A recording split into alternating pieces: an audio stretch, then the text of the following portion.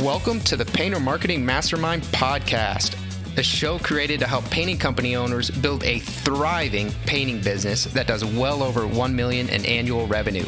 I'm your host, Brandon Pierpont, founder of Painter Marketing Pros and creator of the popular PCA educational series, Learn, Do, Grow, Marketing for Painters. In each episode, I'll be sharing proven tips, strategies, and processes from leading experts in the industry on how they found success in their painting business. We will be interviewing owners of the most successful painting companies in North America and learning from their experiences. In this series, titled Painter Turned Big Business Owner, Will Reyes of Battleborn Painting will be sharing how he has grown his painting company to over $5 million in annual revenue, and will be providing some creative options for other owners looking for explosive growth. In episode 1, we'll discuss the mental transition he had to make from painter to business owner and the hurdles he needed to overcome along the way. In episode 2, we'll discuss how to create a killer client experience that builds a repeatable and profitable book of business for your painting company. In episode 3, we'll outline some of the application tools, tricks, and styles to paint that have allowed his team to create superior results for their clients and earn an enviable reputation in his local marketplace. In episode 4, Will laid out his approach to employee retention and how maintaining key team members has allowed for sustained growth. And in the final episode, episode 5, this episode, Will is going to deep dive into how to think about adding other trades or widgets to your painting business. When is it a good idea, and when is it likely shiny object syndrome? If you want to ask Will questions related to anything in this podcast series, you can do so in our exclusive Painter Marketing Mastermind podcast forum on Facebook. Just search for Painter Marketing Mastermind podcast forum on Facebook and request to join the group, or type in the URL facebook.com/groups/Painter Marketing Mastermind. Again, that URL is facebook.com/groups/Painter Marketing Mastermind. There you can ask Will questions directly by tagging him with your question, so you can see how anything discussed here applies to your particular painting company. What's going on, Will? What's going on, Brandon? Final episode. Last one, man. It's a little sad. It is a little sad, but we'll fortunately be hanging out in person very soon. So we'll see you pretty soon here. Cool, man. But I know I've heard you speak before, and I've heard you speak about gutters and adding them, and when to think about how you should add them and how you built it in your business model.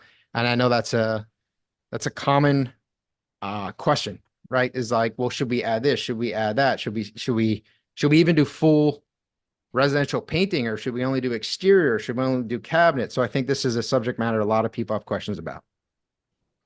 Yeah, I get this question a lot. It's probably one of the most popular or frequent questions that I get is, how did you start doing gutters?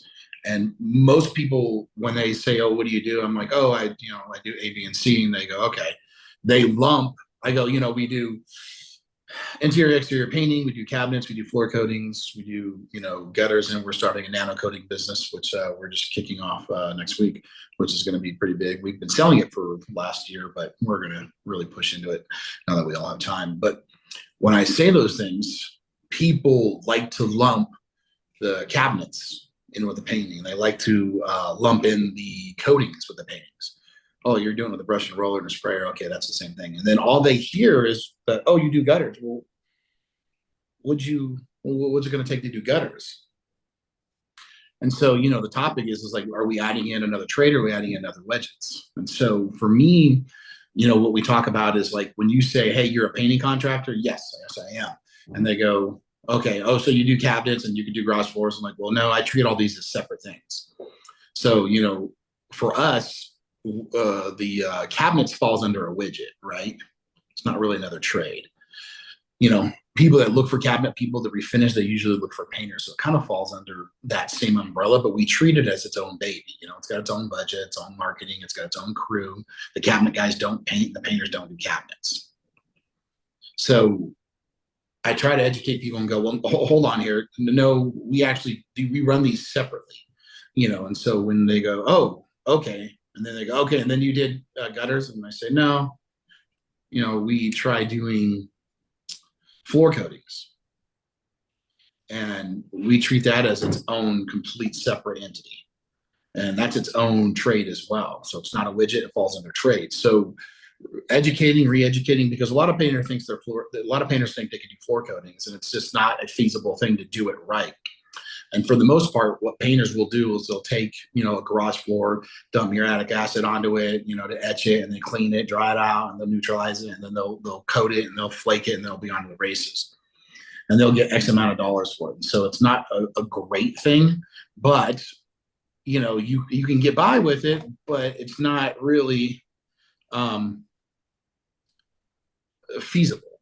If you treat it as its own entity and you treat it as its own business, that's something you can really take off. And you have to have your own sales script for it. It's its own baby. So that's a different trade. And so we moved into a failing trade, which was my mistake, my lack of education, and mostly just ignorance and bravado and ego. So we started doing painting, then we did cabinets, and that was going fine. And then we started doing countertop resurfacing and bathtubs enclosures. And so that right there was the shiny object. I'd been thinking, well, you know what, this is actually a pretty good deal. There's a lot of money to be made in it. I think I could really crush it. And so we went out and bought a franchise from Get a Grip, really good people out there. Sharon and Glenn and her son, real good people. And they, got us set up, but that we didn't do what they asked us to do, and not enough training. And so not enough training as far as how to market and sell it. Plenty of training in how to do the job and how to go to apartment complexes, and that's where the bread was buttered. But we just didn't really fall into it. It was a shiny object for us, and we thought it was going to be good, and ended up turning to be a nightmare. So you guys started with just paint. Was it interior and exterior, or did you start with just one of those? We started with interior, exterior. Okay. And then we eventually moved to cabinets. And how long did it take you to go into cabinets? 3 years before I got my first cabinet job. And if anybody knows anything about cabinets, our first cabinet job is doing black. If anybody knows about finishing anything in black, it's a pain in the ass. A lot of hard lessons learned, but the job came out looking great. The homeowner loved it, and then before I knew it, we were killing cabinets. And then was that an accident? Like you said, you got your first cabinet job. Did it just happen? Yeah, because in the beginning, if you asked me to paint something, I would paint anything you asked me to paint. I would just go online and look at YouTube for 5 hours the night before, and then guesstimate my way through it. Oh yeah, I got that. Yeah. And then I'd go there and repeat everything I heard on YouTube, whether it be this guy's video or this guy's video. So I didn't care. I would just go, yeah, we can do it. And then the guy who taught me to paint worked for me when I had my own business. And then he did cabinets, and he was no problems. Let's go do it. And so he taught me about black cabinets, how to do cabinets. And so I was okay. And then I had a guy I hired that loved doing woodwork. And then one cabinet job turned to another, and then to another and another. And before I knew it, we had a cabinet division that was just killing. We were booked out pretty much every week of the year. And then, so it was a good thing for us. Yeah. So you're doing the painting, the cabinet thing just kind of happened. Then it turned into a really, really great thing for the business. How long after you started doing cabinets until you started trying to do countertop resurfacing and bath enclosures? I probably spent a year looking into it, and then I pulled the trigger, went to Albuquerque, New Mexico, met with them down there, Get a Grip, bought the franchise, the rights for the area. And we did it for about a year, and it was a mild success, nothing major. We realized that the same effort to pick up a phone call to get a $200 job was the same phone call that could get us a $5,000 job. So we ended up parting ways with them. No bad blood. It just wasn't for us anymore. And then what was the appeal of it? Why'd you do it in the first place? Well, we like the fact that you can make, one guy could make me $1,000 a day. I was like, well, shit, man, if I get 5 guys working for me, making me $5,000 a day, that was going to be a good deal. The material cost isn't crazy. The labor wasn't going to be crazy. So there was a lot of room for money to be made. But like I said, it's, it was a shiny object, and we should have spent more time looking into it and then how it actually functions. And that was my mistake. As I thought, well, we can do it. We'll get a painter to do it, and it's not going to be a big deal. And then that was just my ignorance. We ended up hiring a guy who actually runs all of our concrete division right now. I hired him as an employee we taught him how to spray this stuff, how to lay it out, get everything prepped up. And then he kind of just moved up, and now he runs the concrete division. He's the PM there. So he crushes it now. But, I put myself in a position where I was not making a ton of money at it, and it was just costing more money. We were having product failure because we were going through employees, and that wasn't going to be, anything I was trying to deal with. And so a lot of problems. So we learned a lot of hard lessons with countertops. And then, I keep messing you up. Sorry, man. It's what I do. Yeah, I want to dive in for a second, because Sure. you said that you guys looked into it for a year, but then you said you should have looked into it more. So I'm assuming you mean probably more in depth, because I got to think a year is long enough. What did you overlook? So this is more my ignorance and thinking since cabinets was doing so well, I thought I had it figured out. I had money in the bank. I spent a year looking at different materials and different products and different qualities. We ended up settling with that. What I should have started looking for was, how do I market the stuff? How do I sell it? And then what's my real ROI going to be like that? So I didn't do that. I did You were looking at the product. You weren't actually looking at the business.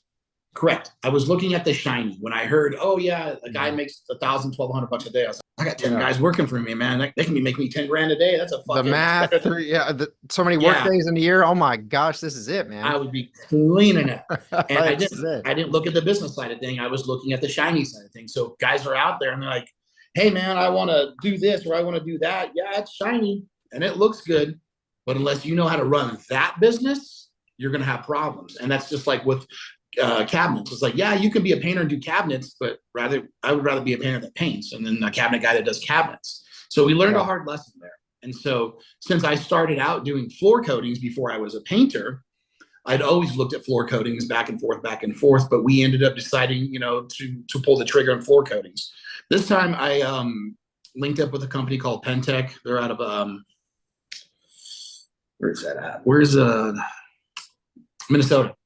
They're out of Minnesota, just outside of Minneapolis. A small company, I think. Well, it's not a small company. They do probably 200 million a year, 300 million. I don't know. They're a big fucking company. But if that's a small company, you're I'm just bigger than my lens. So yeah, I would probably say they do a couple $100 million a year, and they've got over 200 dealers, and they have a great training program. And their biggest thing was like, okay, you sign on. You got to sign on for X amount of dollars. You got to have X amount of dollars. And then we're going to train you from start to finish how to run, operate, install a profitable coatings business. So if you literally have no clue how to do coatings and you call Pentec up and say, I want to be a coatings dealer, and you have $100,000, they will have you operating $1 million business probably within the first 18 months. And I can't say enough positive things about them. Yeah, we don't do any business with them anymore. We've since parted ways. But I've got nothing but positive to say. There's nothing. We went in a different direction. Nothing negative about them. We were running into issues with their product, and we found a different product that's very similar that came in at a better price point for us. And then we ultimately ended up going with Sherwin-Williams because they bought out some attractive vendors that we liked working with. So we're currently with Sherwin-Williams here as the last 6 months. So nothing against Pentec. It's just a money decision that we made. And I can't say anything bad about the guys. They're all good over there. Real good guy, John Zimmerman over there. I mean, Kyle, those guys are all smart. They all know what they're doing, and they literally will do everything they can to make you successful, to the point where they have their own marketing department. If you don't want to do marketing, you can hire them to do your marketing, and they will literally feed you leads. And it's a great program. Highly recommend calling Pentec. But we went with them because of all that support they had. They taught us how to do everything from top to bottom, and then we weren't using their marketing, and then we finally started using their marketing. Did we start understanding, wow, this is really this is really a big thing. Like these guys really have it figured out. They've really figured a niche out. And so by then, probably a year into that, we had brought marketing into our in-house. And so we stopped using their marketing and started using our own with their strategy and their blessing. And we were crushing it. And so we've kind of just been running from there on out. So coatings is great for us. I mean, currently coatings is booked out till November for us. Was So coatings what you added after you added, after you rolled out the countertops? yeah, Then you added, yeah, but you had pulled back the countertops before you added coatings? correct. So we did coatings. That was the disaster in all things, and that was a disaster because of me and my ignorance and not doing my due diligence and my homework. And then we added coatings after that, probably a year after that, maybe less than that. And it's been great, so And coatings that you felt better about because you had a background in it. You already understood the business model. I understood the material. Pentec helped us with a business model that was specifically for coatings. You really can't be a painter trying to do coatings. If you want to add coatings in as another trade, then you have to treat coatings as its own baby. You can't be like, oh, we're painters that do coatings. In my opinion, it's not going to work. It's very confusing. And really all you're doing is being a painter that's a jack of all trades and a master of none. So You know, with the treat it like its own baby.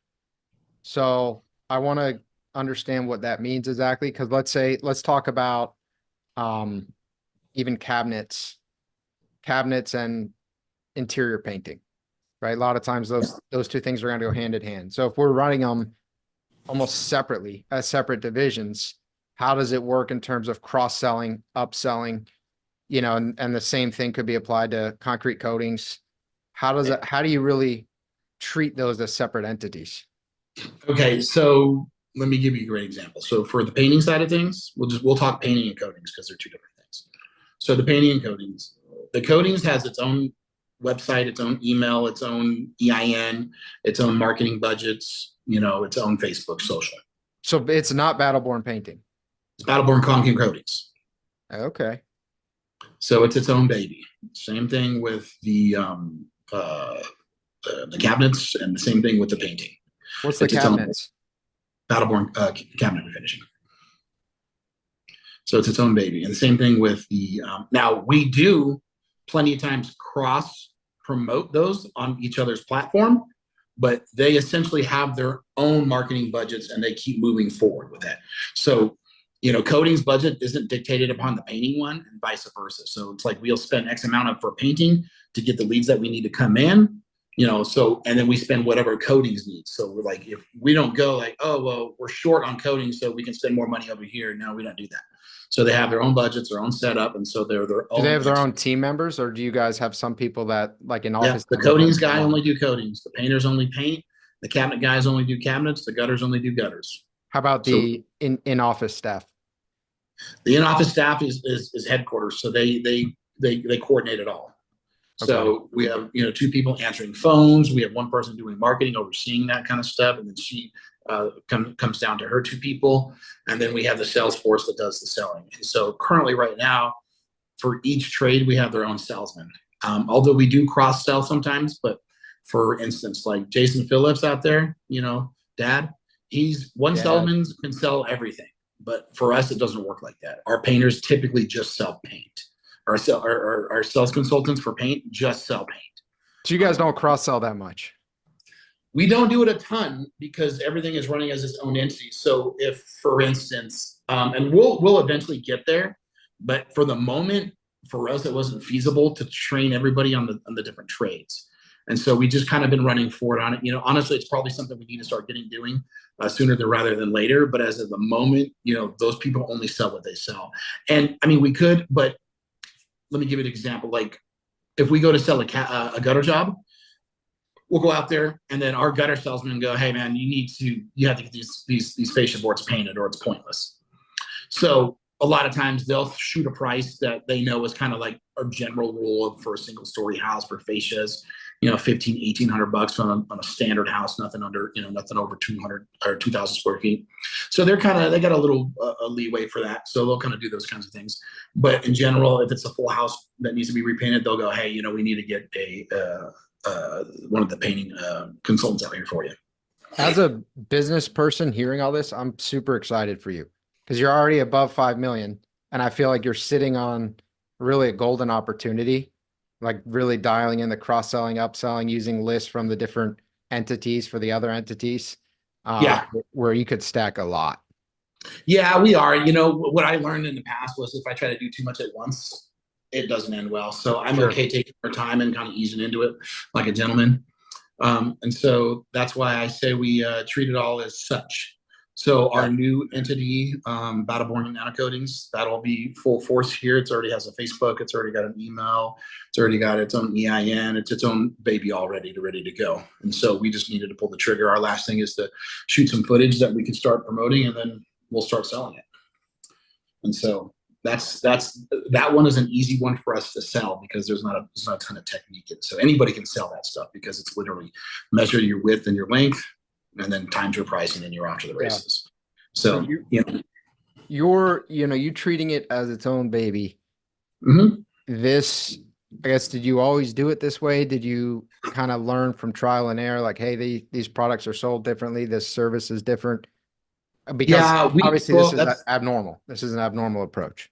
right. So we used to roll it all into one, but we found when we did countertops and bathtub enclosures, it was hard to keep track of a lot of things, you know, commissions, installs, all those kind of things. So it wasn't really worth it to us anymore. And then when we got partnered with Pentec, Pentec was really the one that said, hey, listen, you should really separate these two, and really focus on this as your own business. Mm. And, you know, I think mainly because they didn't care if I was a painter or not. They just wanted me buying their material, which I understand. But once we followed the advice, it kind of seemed it was a good fit for us. We liked the fact that I kept it all separate. You know, I like the fact that if somebody doesn't happy with their floor and they try to sue me, it's not going to take out my painting company or my gutter company, and vice versa. So, you know, it was a little protection, a little asset protection for us. So we'll probably just kind of keep moving along with everything being its own little entity. You know, Are eventually. you doing flooring? Yeah, You don't do flooring installs. no, just floor coatings. Got it. Okay. Yeah, floor coatings. And then so you moved into concrete coating. And Yep. then how long after that until you moved into gutters? We've been doing gutters, I want to say 2.5 years. 2.5 years. Yeah, 2.5 years. Just two. Yeah. But gutters is a pretty significant portion of your business, I believe. I don't have the numbers in front of me right now, but I think we'll do this year in gutters alone. I think we'll do probably anywhere, but I think somewhere around 1.8 million, somewhere around there. So that's pretty significant. I mean, it's close to 40%. Well, that's North of just the 30. numbers this year. I haven't looked at them in like the last 3 weeks because I've been traveling. But yeah, I mean, I think painting and painting's already over 1 million, and floor coatings is approaching 1 million. So they're probably 35% maybe at the end of the year. I don't know. I'll look at it. I'm not one of those guys that looks at the numbers every day. You know, I look at it once a week, and as long as they're trending this way, I don't pay a Up lot of and to attention. the right. Yeah. Right. Yeah. As long as it's trending where it needs to trend, I don't really look at the small number. You know, like today we had a breakdown, you know, for instance, we need to sell 22,000 to beat last year's number. So, you know, Derek and Kristen are like, we can do that. You know, hey, if this lady signs what she said she's going to sign, that's 18,000. Okay, cool. We should break that. So, you know, they've got, you know, X amount of leads they have to go on to this week. And, you know, they both are going to do their best to beat 22,000 so we can beat LY. And so I don't think it's going to be a problem, but, you know, as long as we still beat that number, I'm fine. Yeah. So and I think that's good. Just having set KPIs and then let, you know, other people managing what actually makes those KPIs happen. But the gutters, I mean, that seems pretty different. So what led you to say, hey, our next move is gutters? So we had looked at gutters for a while because we'd sent so much work out. And so I called a friend who I'd sent all the gutter work to and said, hey, man, what do you think about me getting in the gutter game? Oh, well, man, you would have asked me last year, I would have said jump all over. But this year, every guy with a gutter bender and a truck is just killing me. I'm doing 2,000, blah, blah, blah prices. He's like, it's just saturated. And I said, have you met painting, dude? Every guy in a truck and a brush is a painter. I said, come to painting. You want to talk about saturated? Come to painting. And so I'd hired this kid after we painted his mom's house on full intent to make him a part of our gutter crew. And so I hired him for floor coatings, and he had, I think, 3 years of gutter experience. And he came to me, finally came to me and was like, hey, man, I think we can start a gutter business. And I said, why don't you write me a business plan? So he showed up with a one basically in crayon. And I always say crown. I was like, hey, could I get a crown? Because for the kids, and she's like, excuse me, sir. I didn't I don't know what understand what to the do. I'm problem was. like, Wife's like, you're at Disney World. They think you're asking for like a tiara or something. yeah, I say the same thing. Thank you. And I'm going to make sure my wife knows this. Amber, when you listen, you're Yeah. not the only one. She's always busting my chops about it. Yeah, he basically wrote it in crayon. And we both put in some money, and we've been partners ever since. And it's been a good thing. And he's a hard worker, and he's a fast learner. He's 24 now. I think he started when he was 21. That's what I was looking for, because I wasn't really looking to take on any more workload for myself. I was looking to Yeah. light my work. And That's so it was a really good fit. And so actually, he's my nano coding partner now. We just solidified that today. And so he'll just, basically, I'm trying to get him taught up so I can ride his coattails into retirement. smart. So you guys added the gutters. The primary driver there was that you were just outsourcing a lot of work. Not outsourcing. You were having to I refer was it. sending enough work away to realize that I was sending money away, but I could have been Yeah. doing it. Started to become And painful so, at some point. about 80% of the houses we looked at either needed gutter repair or gutters. So it just made good sense. And then when Eric finally came to me with his big boy pants on, we shook hands and put it in writing, and then we've been running ever since. It's been a good relationship, and he understands he's here to learn, and he's a really good partner. I couldn't ask for more. I've been very fortunate, because I've had bad partners in the past, and I've swore I'm never going to do it again. It's never going to happen. And then, here I am with a partner, and it's been the best experience ever. And so I really appreciate him. Yeah. And so when we added gutters, it was one of those things where I had enough experience by then. I knew all the shit I wasn't supposed to do. I learned a lot of that with the countertops. And then I learned all the stuff I needed to do along with Pentech and the floor coatings. And so all we did essentially was just mimic that. We started its own entity, its own baby, it had its own Facebook and social pages, its own EIN, everything. And so it was off and running. And it took us probably about 6 months to figure out the recipe to bake that cake. And I can tell you, for 6 months, we lost money. We were just feeding money in. And then literally, like, the 6th month, boom, the phone lit up. And Eric, I think, sold 900,000 that first year, almost $1 million. So we were off to the races, and then we had to bring on sales staff, and then those guys are going to crush it this year. And so when you're looking at that stuff, it sounds easy when I talk about it, right? But there's a couple things you have to have in place before all that. And so I want to make sure anybody listening to this understands that it's not as easy as I just said. It wasn't a bad experience and a great experience, and we were moving on, right? There's a lot of things I had to have in place. For anybody looking to add on another trade, I would highly suggest you have to at least be doing $1 million. And the reason why is because you need that flux of cash to be coming in to float yourself out. If you're doing around $1 million, you probably have an admin. You probably have somebody answering your phones, right? This is not a thing to do when you're operating from a cockpit. You can't be sitting there in a jet fighter and dealing with all this. You got to be in a big jumbo jet where everybody else can help you out. And that's kind of what you're looking for, is that setup of somebody answering the phone, somebody doing your HR, somebody doing your payroll. You got a PM out there. This is not something that I recommend to people going, oh, I can do this all by myself. I don't need anybody answering my phone. I can do this and I can run my jobs. Yeah, you can. And you're only going to get so big, and you're essentially only creating another job for yourself. And that's really not what the point of all this is. I really like that analogy that you just came up with. I never heard that. But the like a fighter plane versus a jumbo jet. Because I think so often it feels so discouraging. And I know a lot of our listeners are, we have listeners of all different sizes, but we'll have a lot also that are smaller, running smaller companies. And it feels so discouraging when you see these bigger companies. And well, it's not fair. They have a team. They have, someone to go out and actually conduct these estimates for them. They have an office admin. They have actually a physical office. But when you're small, you have agility. You can do speed. You can totally transition. And I think people miss that a lot. So I Yeah, like that. I'm pocketing that and I'm gonna use it for the sure. rest of my life. Thank you. Yeah, go ahead and take that. That's okay. I knew you were going to steal it Appreciate you. anyways. You knew it. Yeah. That's the only reason I Yeah, run this podcast is I just look for things like that. And I'm like, yeah, one as far day up as your when own. I'm like speaking on this huge stage, I'm going to take all these little analogies and stuff, and it'll just be the world's greatest speech ever presented. I think you should do it, man. I think, yeah, you'd be a fool not to. You'd Yeah. be a fool not to. Um, Yeah. but So, the, but I want to dive it. So you said, and I appreciate you inputting that caveat because that's what this whole podcast is about, not just the shiny, like, hey, here you can do it, be motivated, go do it, but actually the nitty-gritty of what it takes. And so you said it took you 6 months, you were losing money for 6 months. That's why, yeah, one of the reasons it's important to have some scale before you do something like this.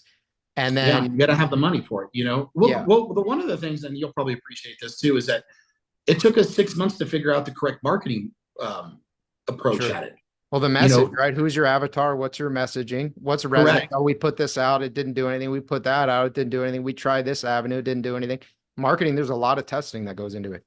Yeah, and you know this, and I'm sure you've had clients come and go because of this exact reason. Marketing is not a light switch. It's a It's very supposed to just long be order process. taking.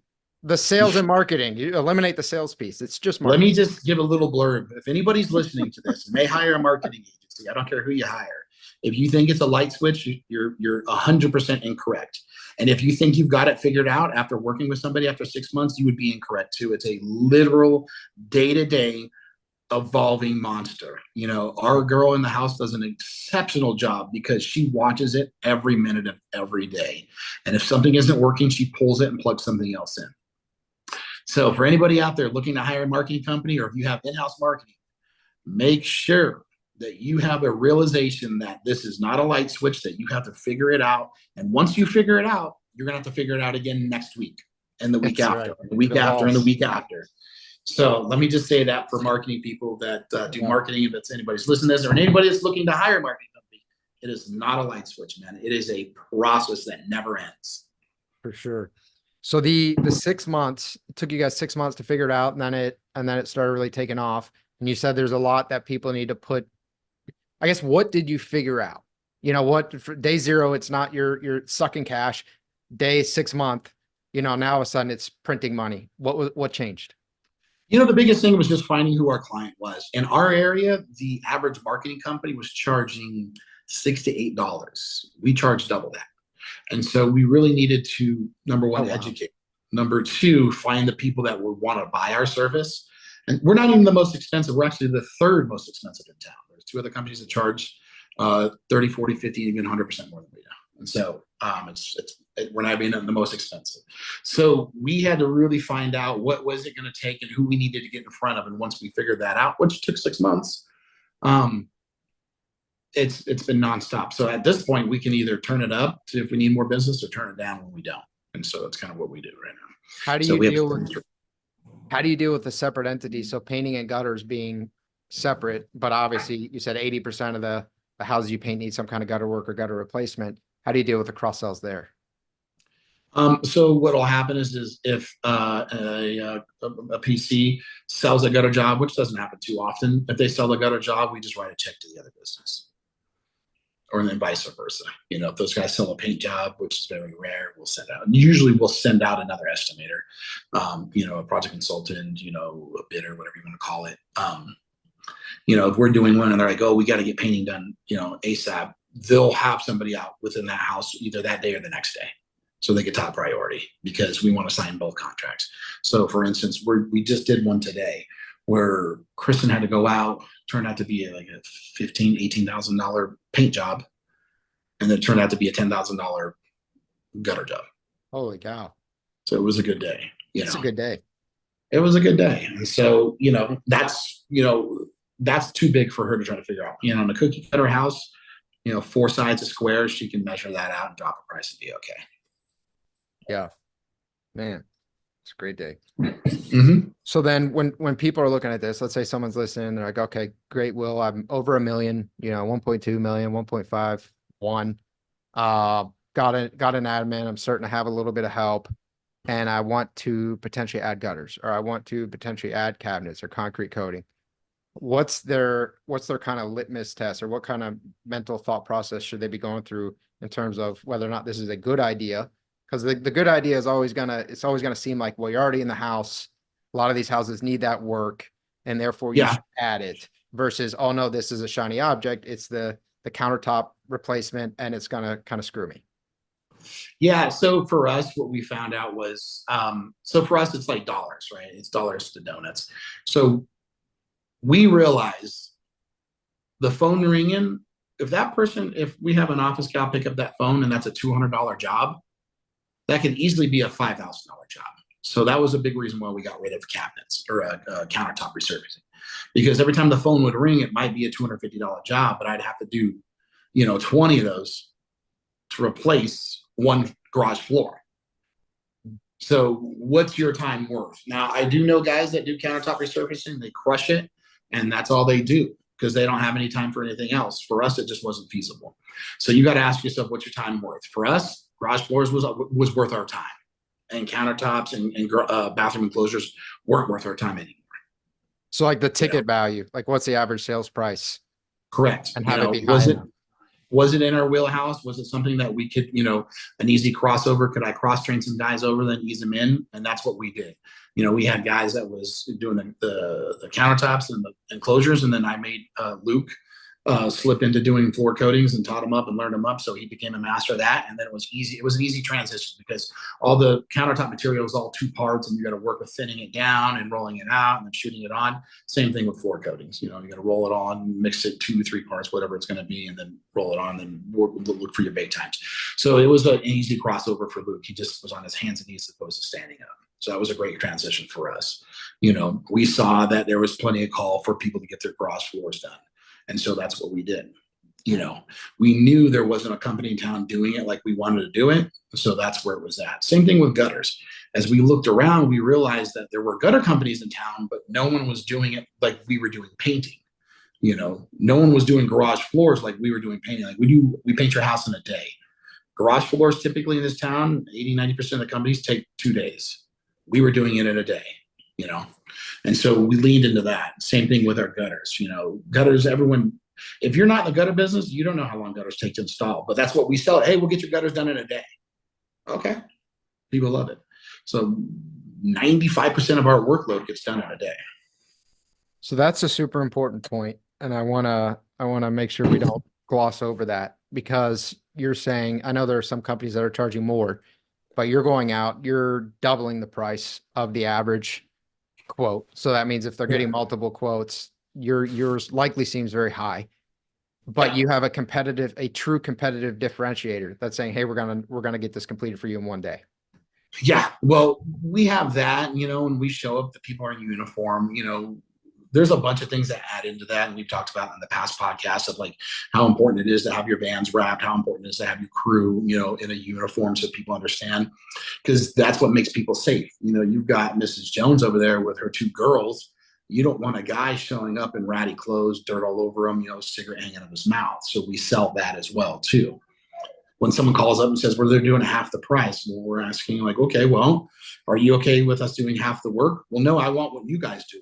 Okay, well, then you got to pay us because they're doing half the work with a material not as good. Are you worried about who's showing up? We've guaranteed the people out here showing up at your house are fully vetted, drug tested and background tested. So these are the things that we sell. We're selling that service. The gutter is just the job we have to do. Yeah, it's the widget. Mm-hmm. So people listening, I mean, there are so few painting companies that I know of that offer gutters, yet it's obviously such a natural extension. So Right. People listening to that, should everyone just go out and I mean, should this be a focus? Like I said, if you've got somebody answering your phones, so there's a checklist. Now you got to look in the mirror. Is there somebody answering your phones? Yes. Somebody doing your payroll? Yes. Somebody doing your HR? Yes. Is there a PM on the job? Yes. Then it's time to add another trade. If all those things are being done and outsourced and you're not doing anything and all you're doing is overseeing everything, then you have time to add in another trade because it's going to take some time. It's going to take up a lot of your bandwidth to make sure it takes off and start doing well, correct? So you don't want to be worried about having to pull off of what you're focusing on your new trade to go do a job walk, or you got to forget, I got to go do an estimate or a proposal or a bid. Like those things don't plague me in the daytime. So if you find yourself working a couple hours a day like I do, and most of the time, you're not working, you're just kind of sitting around waiting for something to happen, then you've got time to add a trade. That's a great time. You've got it. But if you're still painting, or if you're still doing estimates, or if you're still running payroll, these are all things that are going to take away from those things. So you have to make sure those things are getting done first before you take on a trade. That's just one man's approach. That's my opinion. I know guys that do other things, that do all that, sit in a cockpit and do it all. But all you're essentially doing is creating another job for yourself. And in my opinion, that's kind of pointless. I was just in Ireland for 8 days. I didn't get a call from my staff. I didn't get a text message from my staff with any problems. Eric, my partner, was with me, and Kristen, our BPSL, she was with me. Everything ran normal. And we're the 3 biggest players in the house. Me, Eric, and Kristen. Nobody got a call. Nobody got a text message. Nobody got an email. That's what you're looking for. The ability to walk away for a week with no problems. That's a great come back. test. Yeah. And I came back and I didn't do anything last week. I came back on Wednesday and I do nothing Thursday and Friday. I answered one email and went back to bed. And that was it. Same thing with Eric. He had no problems. He did a few estimates on Friday. Kristen did a few estimates on Friday. That was it. So that's what you're looking for. You don't want to take on another trade while you're still doing HR, payroll, running jobs, doing estimates. There's no purpose. Then you haven't mastered what you're doing yet, and it'd be pointless for you to go and do something else. And that was a part of my problem. I was still doing sales, or I was still at the PM, when we were doing countertops. I just made a lot of stupid mistakes. I've told a lot of guys here, and I, gave a class that said, I'm going to give you a lot of bad advice. And these are all the things I learned. It's cost me thousands and thousands and thousands, tens of thousands, and hundreds of thousands of dollars. These mistakes cost me it. Take my lesson for free. If you don't have all those things in place, do not waste your time adding on another trade, because you're only going to put yourself in a position of working longer and harder, which is really not the point of what we want to do here. Yeah. Yeah. And it's so, even though it's counterintuitive, it's so tempting, because kind of the grass is greener on the other side. If you're caught in your business and you're, you're putting out fires, or you're actually doing the payroll or whatever else you're doing in the company, it seems like, well, this will be easier. This is a way to make it worth more. My time I'll make more money this way. So all this stuff I'm doing makes more sense. But all you're going to do is just complicate your life and ultimately make less money. There's 2 ways to look at this. And there's the one way that says, hey man, I want to be a $5 million paint company. And that's great. And there are guys out there that crush it and do 5 million, and I'm happy for them. And then there's guys like me that go, I don't want to do 5 million, but I want to do multiple things. And the reason for me is if painting slows down, gutters picks up, floors picks up. So a lot of these things hold each other over during slow season. For floor coatings, it doesn't slow down too much throughout the year. It's pretty steady because we can do them inside your garage. So I don't have to worry too much about weather unless it's windy, right? When it starts getting the wintertime, the fall hits in the winter, that's when gutters picks up. Because now people are like, oh shit, man, my house is flooding, or I forgot the concrete is going to freeze up because we ain't got gutters. So it's busy over there, right? And so these things all complement each other. And cabinets is always just, it's always steady throughout the year. It's usually better throughout the spring and the winter time, but it's always pretty steady, 12 months a year. So for me, I like that diversity of income coming in and out. So I'm not a big fan of like putting all my baskets in one basket, or all my eggs in one basket. That's just me. I'm not saying you don't have to do that, because a lot of guys have asked me, well, why don't you just get your painting company up there and running and just full force and crushing it? Well, I'm okay. I'm okay doing $1.5 million, $1.8 million or whatever I do in painting. I'll be fine with it. So there are, I'm going to ask a question that comes up every winter. There are usually don't make a ton of money on this, but there's some companies that absolutely crush on it. Holiday lights. What's your thought on that?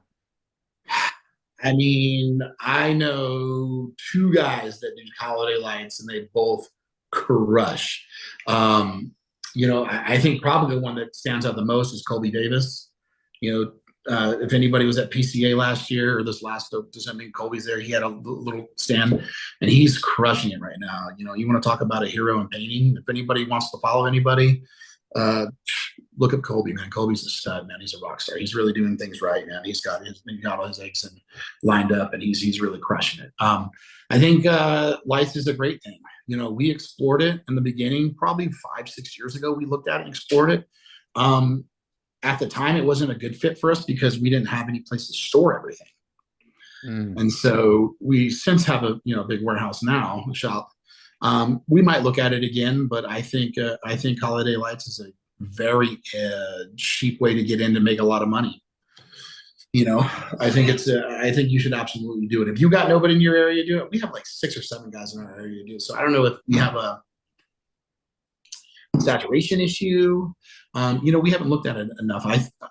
If I looked at it and decided to go through with it, I would just, put everybody out of business, because that's just the kind of guy I am. When I go in for it, I go in for murder, same, we had coatings companies out there trying to take us head on. And so, I mean, we put 2 out of business.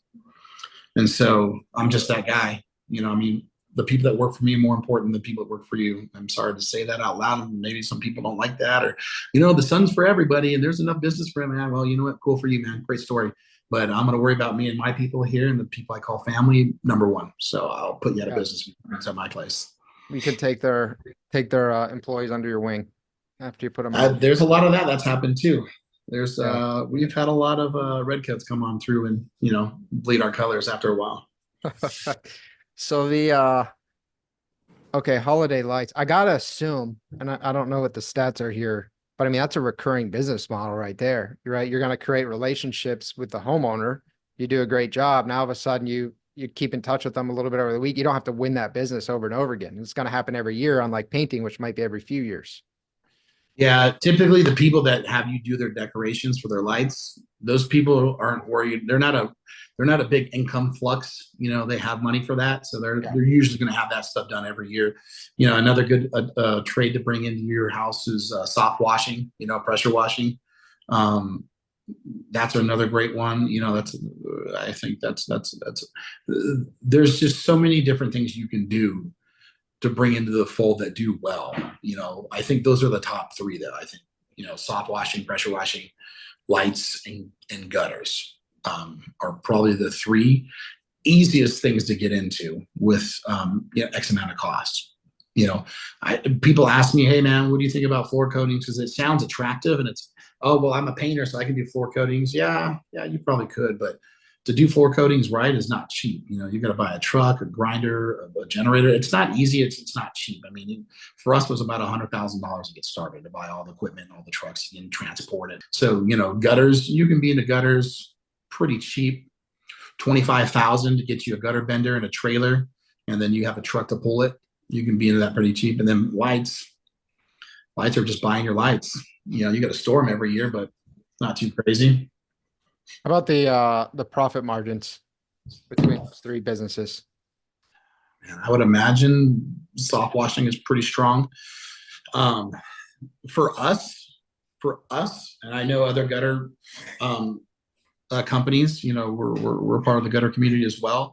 I know gutters is not as strong as us. For us, we're around 68%, 70%. It usually we see that, when we do our numbers every week, we're around 68, 70%. If I see something in the 50s, I'm like, what happened? Our painting division, we're around that 65, 67, 68 gross profit. Soft washing is probably the highest out of all of those, because the chemical is so cheap, and your main cleaning is water, and you get that from the client's house. So I'd imagine out of those things, we looked at that. There's some companies now want to partner with us. We're probably never going to get into pressure washing or soft washing. It's just not something I want to pursue. Especially, it's so dry here. I just don't see the money in it for us. Sure. In other places where it's humid, you got moss growing everywhere, then I'd say you'd be a fool not to add it in there, because it's a pretty cheap one. There are these machines and these rigs that go for $50,000, $60,000, $70,000 for super high-end soft washing. But man, you can get started with a truck and a pressure washer, you know, and some pump chemical, a Hudson spray or a backpack spray, and go and do it the old-fashioned way. For guys looking at add on a tray that's cheap, it's not a bad way to look. Yeah. Only thing that sucks about lights is you got to have guys that are skilled to do lights. That all the ladder work, you got to have all the ladders, and you got to make sure you got all the hand tools. So not too crazy, but I mean, I don't know what the margin on the lights are. I'd like to know. Sure. So yeah, this was helpful. I think you gave a pretty good litmus test here. I think that week off, I if you did. leave for a week and can it run without you and you don't come back to an absolute nightmare, you come back and it's easy, well, then you might be in an opportunity to roll out another service offering. Yeah, I mean, and just so everyone knows, that's not like but I'm gone pretty much every month, at least a week. I travel 12 to 13 times a year. I'm gone every month. My staff knows I'm gone. I'm either on a training thing, on a speaking thing, on a vacation, a trip. I'm doing something every month. So I'm always gone at least 5 to 6 days a week, if not a week plus. So if you find yourself that kind of time and you want another stream of income, then it's time. Then it's time. Yeah, I love it. I will say this though: is anybody wants to learn a lot of these things? They want to learn a lot of these tricks. They want to learn a lot of these tips. I'm speaking at Jason's summit, the Jason Phillips Summit. There's a lot of good speakers there. I think you're going to be there. Yep, I'll be speaking. Are you speaking? Yep. You'd be a fool if you guys didn't come to see Brandon speak. He's a pretty brilliant guy. Ron Adams, Jason Phillips, of course. I will be there speaking. I will be giving a full class on how to negotiate with vendors. And I promise you, and I'll even put it in writing. Yeah, you told me this. If you don't make the money back within the first 30 days of just the information I give you, I'll give you your money back in the class. That's my guarantee. That's if awesome. you come to this class, because Will Reyes said come to this class, and on just what I teach you, if you don't make that money back, I'll give you your money back to that class myself. So that's me standing behind it. That's a bold guarantee. That's a 100% money back guarantee for a conference that is not even worth and you're not even being paid for. I will guarantee this. From what I teach you, I promise you, you will make that money back in 30 days from just what I teach you. Not Joe, not Jason, not Ron Adams, not anybody else in there. If you just listen to me and do what I say, I promise you'll make that money back from that class, that whole trip. Your airfare, I promise you'll get your airfare back. The class, I promise you'll get your class back. I will promise the food, anything. You will make all that money back within the first 30 days if you listen to me and do what I say. That's what's called an irresistible offer. Right? Yeah, but you gotta come. You gotta reach out to Jason at Contractor Freedom. You gotta put it out there. You gotta sign up for the class. You gotta say, oh, Will told me that what he teaches me, and they're gonna go, yeah, he's probably, then if that's what he guaranteed, he's a man of his word. I promise you, I think that, do you remember how much the class was? Is it like 1,500, 1,800? I think it's like 1,800, something like that. So, yeah, 1,100 bucks plus your airfare. I promise you, you'll make that money back in the first 30 days. And then every month after that, it'll pay you. I promise you. It's amazing. Mm-hmm. Well, I love it, man. A man of confidence. I'm very excited for this. Yeah. Super excited. Yeah. So, brother, this has been a good series, man. We discussed episode 1, your transition, mental transition. Episode 2, the killer client experience. Episode 3, your applications, tools, and tricks. Episode 4, employee retention. And now finally, how to know whether it's a shiny object or potentially good business opportunity. Brother, as we wrap up, you have anything else you want to add? Just like I said every other time, man. I mean, if you need help, there's help out there. I'm not the only guy out there helping and sharing, So if you do have any questions, please reach out to me. I've had a couple guys reach out to me for some of my time, and then I'm going to devote some of it to them because they asked. And I'm not opposed to helping anybody else out, but please look around in your area. There's other guys out there that are willing to help. Thank you, Will. I appreciate you, man. And I appreciate what you're doing for the people who are reaching out to you, who have listened to this series. It means a lot. And thank you, man. This was a wonderful series. No, man, thank you. I liked it. It was nice to be a part of it. And I hope people got to learn something and maybe had a couple laughs at it at least. And now we're gonna flood Jason's event. Anybody who Standing doesn't room go, you're going to be kicking yourself. You missed out. That's right. Thank you, Will. No problem, buddy. Talk to you.